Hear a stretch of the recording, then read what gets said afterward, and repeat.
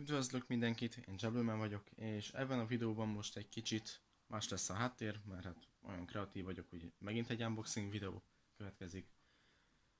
Háttér pedig azért más, mert ezúttal egy kicsit nagyobb a csomag, ugyanis nemrég volt a szülinapom, és gondoltam, hogy a nyári keresetemből, ugye a nyári munkákból befolyt pénzt elköltöm egy kicsit, és hát egy kicsit nagyobbat vettem, mint ami ráfér a számítógépes asztalomra. Úgyhogy mutatom is a csomagot. Itt van mi? Egy bő 1 méteres kis dobozkáról van szó. És hát akkor el is mondom, hogy mi van benne. Én nagy rajongója vagyok a fegyvereknek, mondjuk így. Hát ugye nem igazán legális itthon tartani, de lehet kapni replikákat, mégpedig működő replikákat, amik műanyag golyókat lőnek ki. Ezt hívják Airsoftnak. És hát vettem egyet. Úgyhogy bontsuk is ki, mert én is érdeklődöm iránt, hogy mi van benne. Vagy hát tudom, hogy mi van, de hogy néz ki. Úgyhogy vágjunk bele.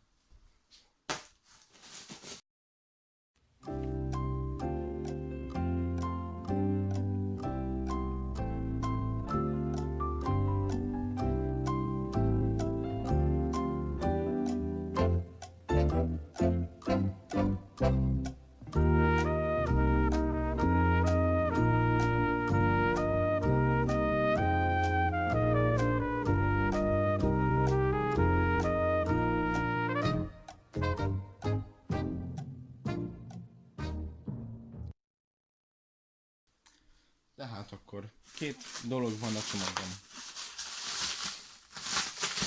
Az első az a nagyobbik doboz, ami itt van lent. Ez nem más, mint egy Airsoft replika.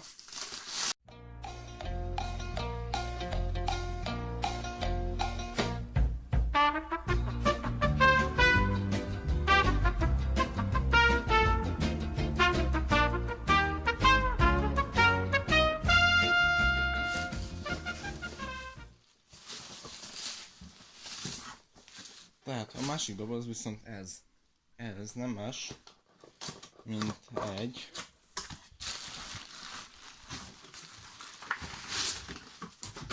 satyak.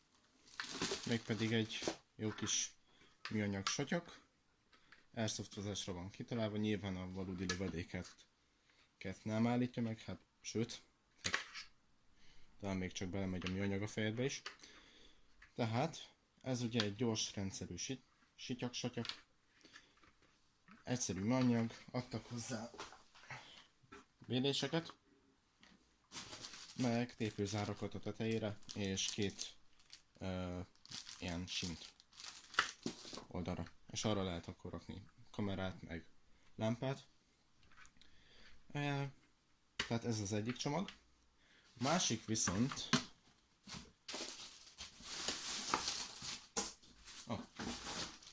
itt van még egy találatjelző kendő.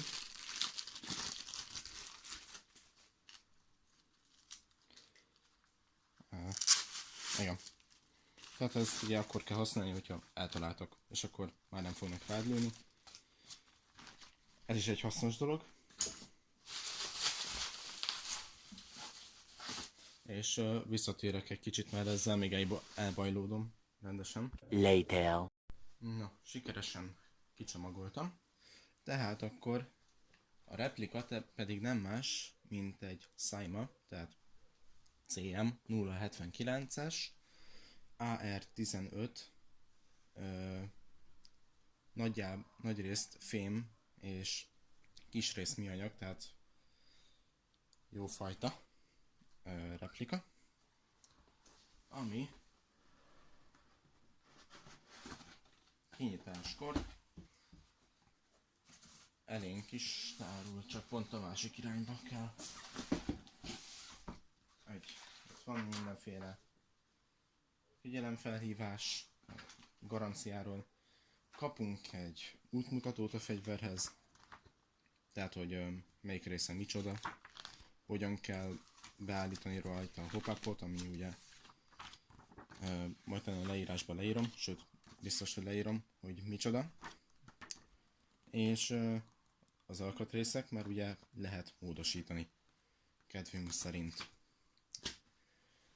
Kapunk még egy tajvanganos, bár onnan rendeltem céltáblát, lengyel felhívással, és akkor látjuk is a fegyvert, hogy kapunk aksit, ilyen dupla aksi, ezt kell berakni a fegyverbe, hogy működjön.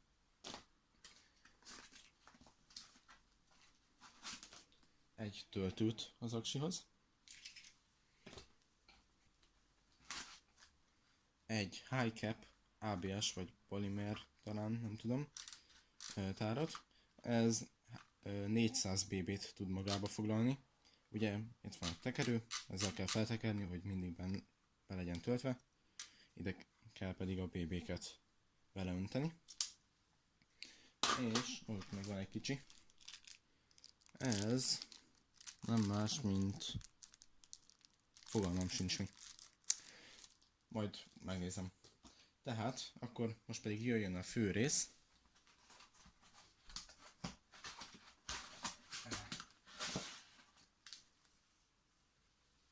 Ez a CM079-es AR-15 replika. A dobozban, közben itt tapossuk a buborékfólián, a dobozban még kapunk egy tisztítópálcát, aminek hát a tisztításon kívül még ugye az is a funkciója, hogy ha beragad egy BB a csőbe, akkor ezzel lehet onnan kitologatni. És akkor a fegyver felépítéséről pedig, ami műanyag, az a váltámasz, a markolat és a tár. Ja, meg a módváltó kis gombocska. Minden más fém. Tehát fém maga a test, a ravasz, a handguard, nem tudom, hogy hívják magyarul, a sinek, vagy hát ezen csak egy sin van, és még lehet ugye többet rakni rá a handguardra.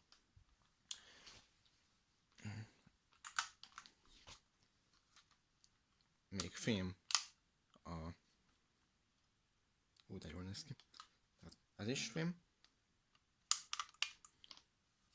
Meg ugyanaz elől. Tehát egyébként megnéztem, hogy mi ez a kis műanyag. Az egy hop-up állító, meg azzal lehet még állítani az első cél micsodának a magasságát is. Tehát, hogy jól be legyen mérve. Pontosabb legyen a fegyver. Tehát a hop-upot itt hogy milyen rossz, hogy elfelejtettem mindennek a magyar nevét. Tehát itt lehet bent állítani. Ezt egyszerűen vissza lehet zárni, és utána a túloldalon ezzel a gombbal pedig a belső részt is lecsukni, hogy ne jusson be semmiféle kosz. Tárkioldó két oldalon van. Ennek egy kicsit be kéne járatni. Itt egy nagy ujjnak, és a túloldalon pedig a másik kéz nagy ujjának.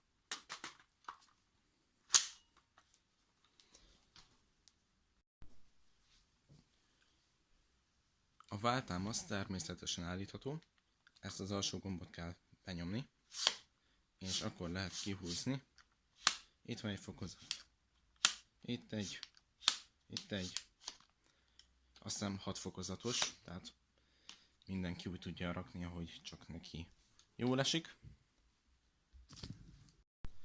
Hogy behelyezzük az akkumulátort, ezt a két kis pöcköt, tehát itt és a túloldalon be kell nyomni.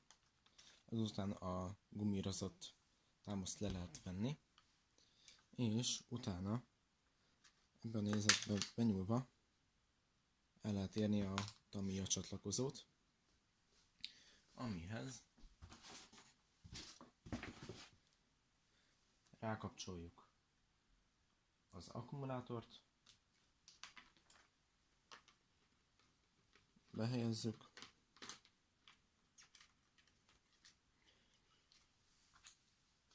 vissza rá a fedőt, és már is megvan.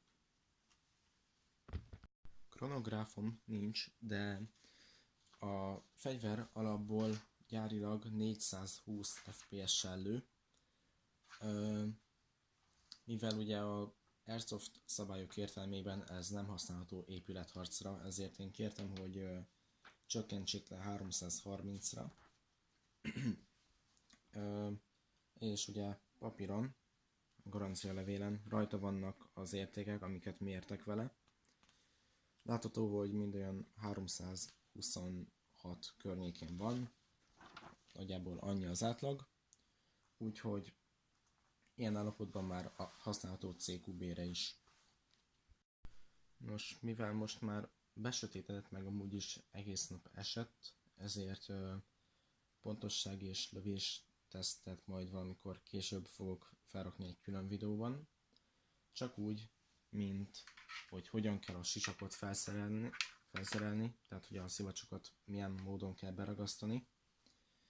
És ha pedig bármilyen kérdésetek van a fegyverrel kapcsolatban, vagy pedig csak úgy, írjátok le a kommentekben, és ha én tudok, akkor válaszolok rájuk. Mondjuk várhatóak késések, mert nem mindig ezt a fiókot használom, úgyhogy néha nem látom meg egyszerűen, hogy kaptam kommenteket. Tehát szerintem ennyi volt egyébként a videó, mert minden lényegeset elmondtam a fegyverről. Ha tetszett, lájkoljátok, iratkozzatok fel, sziasztok!